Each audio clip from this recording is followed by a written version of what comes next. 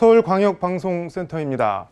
비상계엄 선포 당시 특전사령관이었던 곽종근 전 특전사령관이 어젯밤 늦게까지 진행된 국회 국방위 긴급 현안 질의에서 계엄 당일 윤석열 대통령이 두 차례 비화폰으로 직접 전화를 걸어 707 특임대가 어디쯤 이동하고 있느냐, 계엄 해제 의결 정족수가 아직 다 안 채워진 것 같다, 빨리 문을 부수고 들어가서 안에 있는 인원들, 국회의원들 밖으로 끄집어내라고 말했다고 밝혔습니다.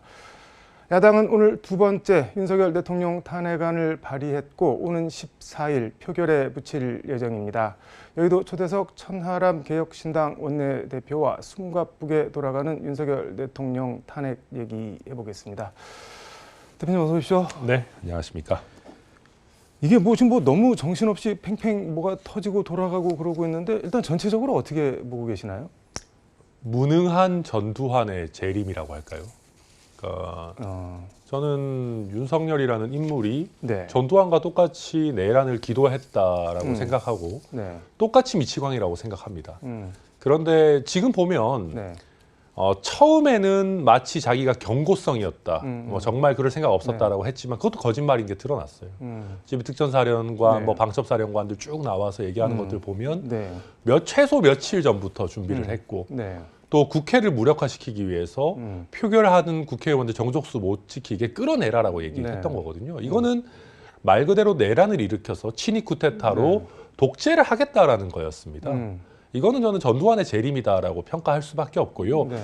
다만 그때와 비교해서 우리가 달라졌던 것은 우리 시민의식이 또 민주주의에 대한 어떤 열망이 더 올라왔고 일선에 있는 초급 간부 또 우리 장병들은 보다 성숙한 민주주의 의식을 갖고 있었기 때문에 겨우겨우 막아냈던 것이다.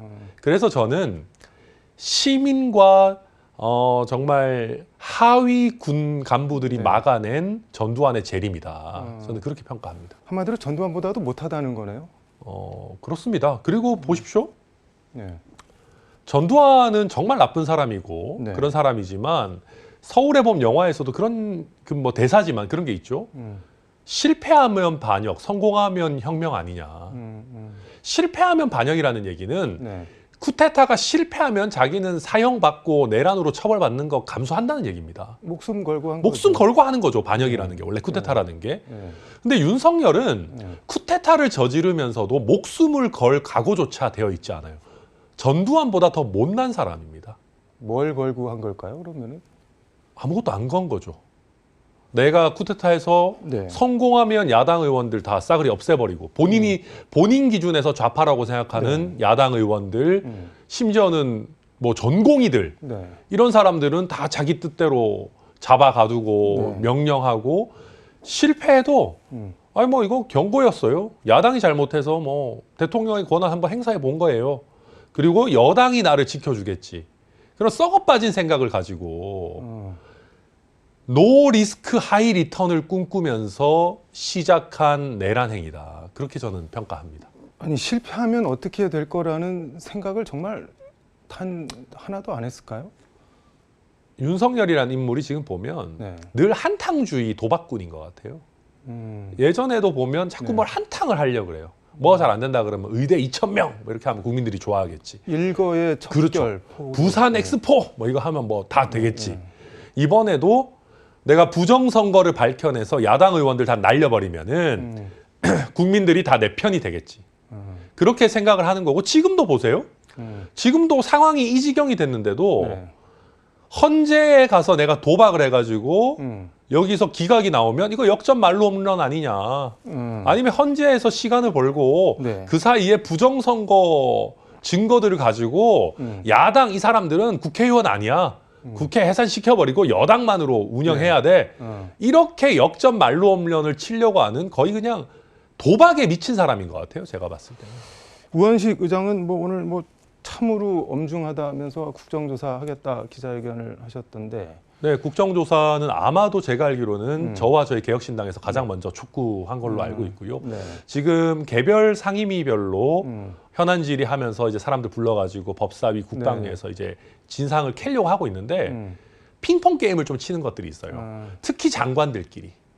그래서 총리와 장관들을 한 번에 쫙 모아놓고 50 청문회처럼 하려면은 그게 전체적인 국정조사가 돼야 됩니다. 네. 계엄 국무회의에 참여한 모든 국무위원들을 대상으로 정확한 가담 범위, 당시의 의견, 그리고 어떤 역할을 부여받았었는지를 명확하게 한 번에 일거에 50 청문회 하듯이 할 필요가 있다. 그걸 저희가 건의를 드렸고 우원식 국회의장도 수용을 하신 겁니다. 이게 뭐 전두환의 50 청문회 나라가 진짜 뭐 몇십 년 전으로 돌아가는 건가요? 뭐 어떻게 되는 건가요? 이게? 대통령이 내란을 저질렀으니까 그 수밖에 없죠. 이거는 예.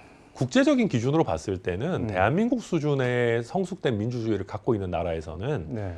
50년이 아니라 500년에 한 번도 안 나올 만한 일입니다. 근데 윤석열이 미치광이고 네. 또 주변에도 이것을 직을 걸고 아니면 목숨을 걸고 막아낼 만한 제대로 된 충신들이 없었기 때문에 이 일이 벌어진 것이고 단기간에 이걸 탄핵하고 빨리 끝냈어야 되는데 지금 좀 지지부진한 상황으로 가고 있다 이렇게 평가합니다. AP 기사 보니까는 2000년대 이후에 뭐 9건인가 친위 쿠데타가 전 세계에서 발생했는데 대부분 거의 성공하죠. 실패한 거는 우리나라밖에 거의 없는 것 같다고 그러더라고요. 그러니까 윤석열이 네. 무능한 전두환, 무능한 광인인 겁니다. 조금만 더 유능했으면 우리 정말 큰일 날 뻔했습니다.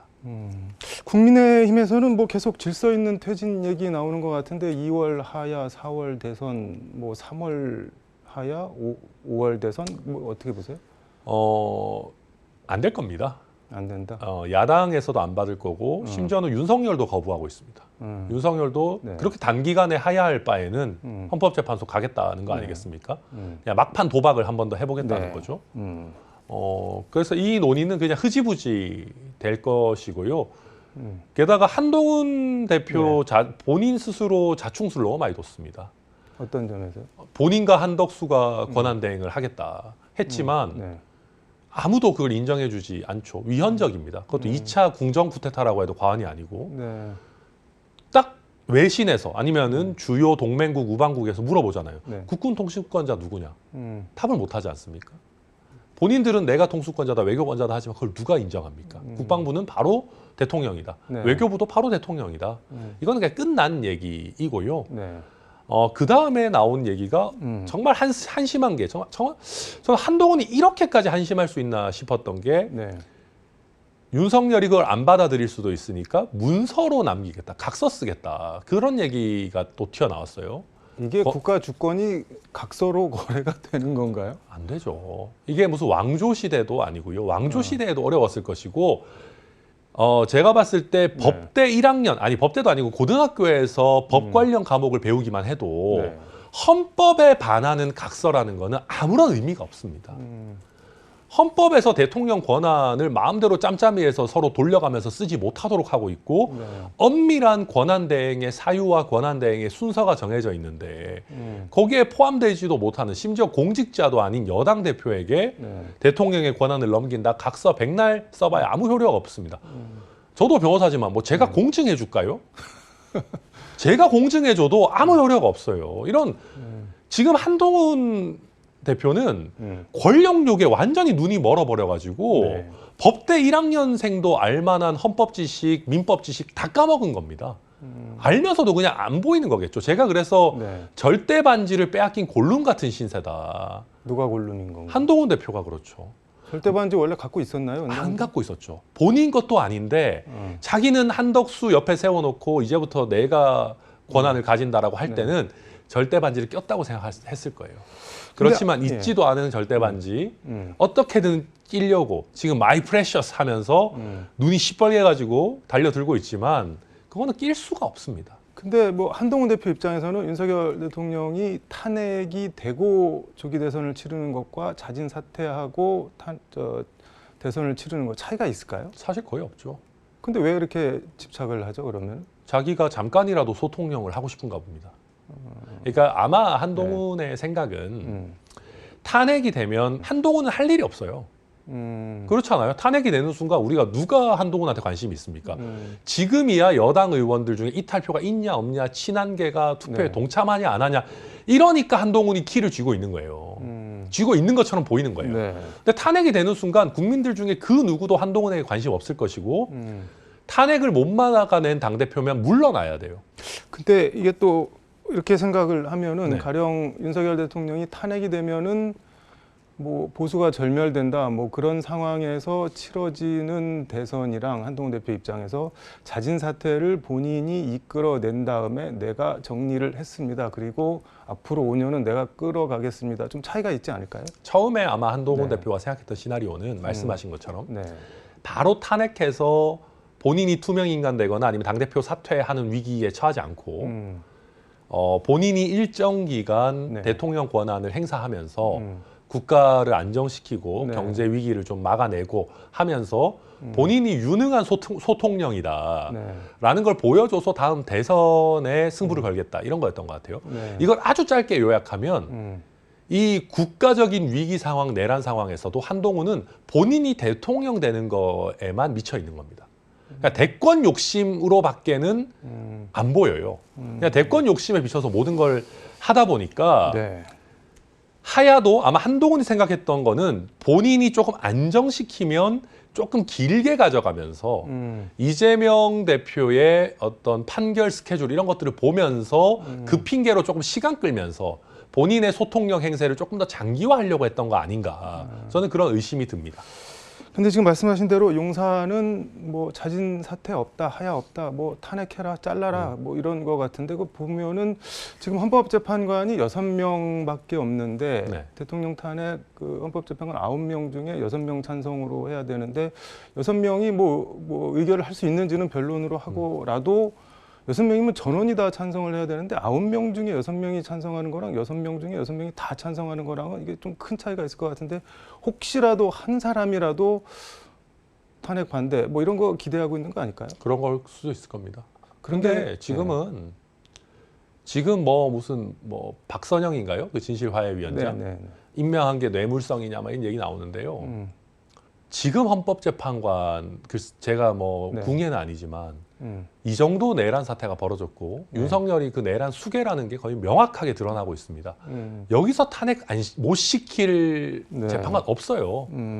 뭐 박선영을 임명해 준다 이런 수준이 아니고 뭐 네. 무슨 몇 천억을 갖다 준다고 해도 제가 아무리 윤석열과 친한 네. 헌법재판관이라도 여기서 탄핵 기각 결정문을 쓸 수가 없을 겁니다.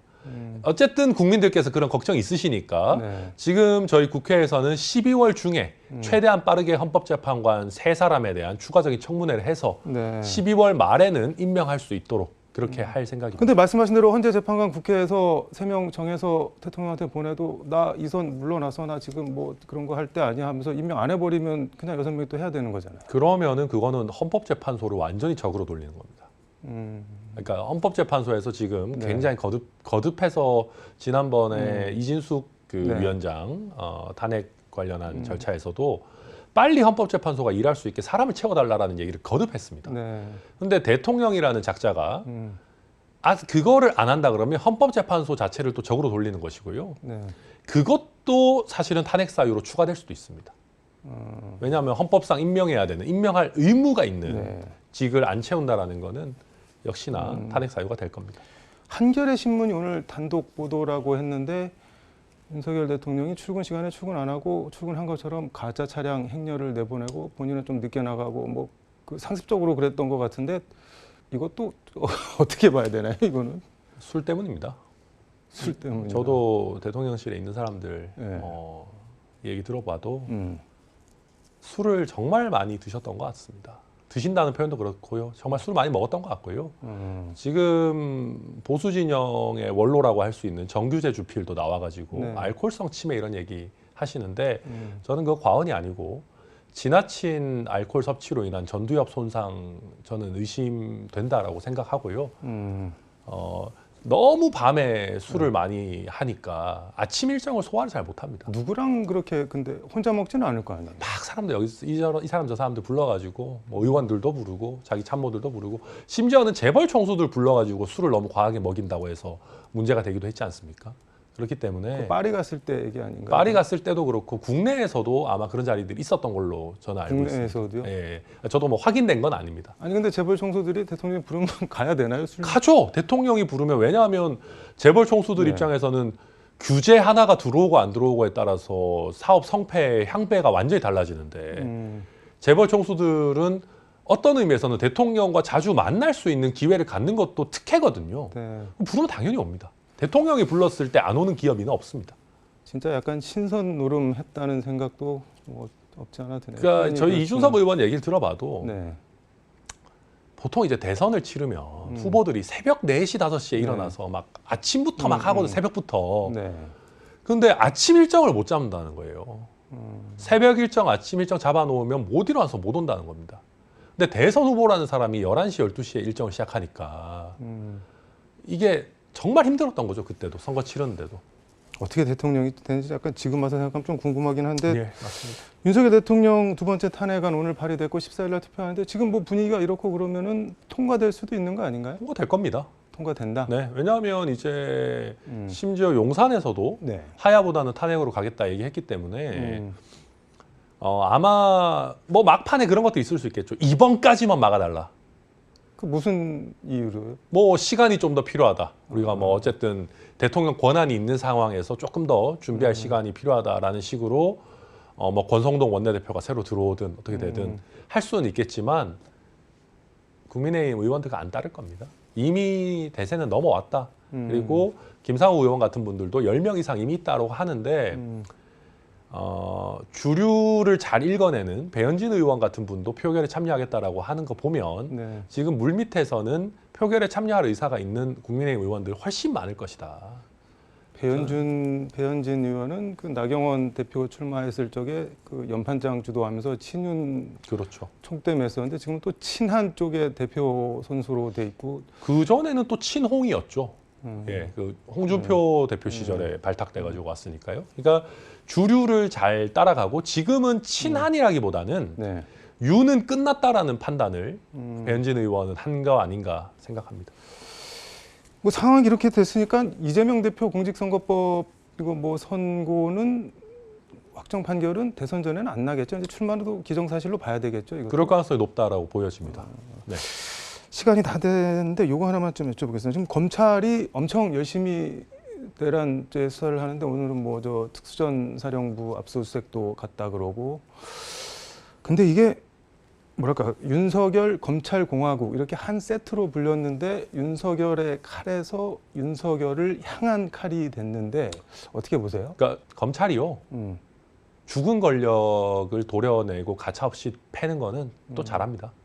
맡겨놔도 된다는 건가요? 윤석열이 살아있는 권력이었을 때는 모르겠지만 윤석열이 죽은 권력이 된 순간 네. 검찰에서는 윤석열을 잡아서 자기 별 하나 더 달려고 할 겁니다. 대통령을 구속시킨 검사를 하려고 할 것이고 그리고 검찰은 지금 정권이 바뀌면 거의 뭐 산산조각 나게 생겼습니다. 네. 그렇기 때문에 기관의 명운을 걸고 수사하지 않겠는가 이렇게 일단은 보여집니다.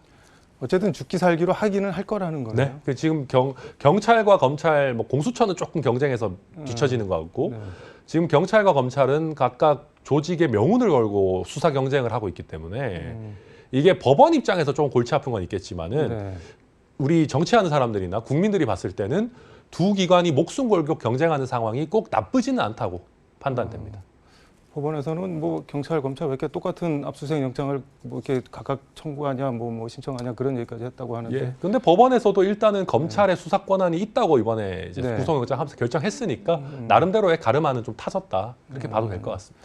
알겠습니다. 시간이 다 돼서 오늘 말씀 여기까지 듣도록 하겠습니다. 고맙습니다. 네, 감사합니다.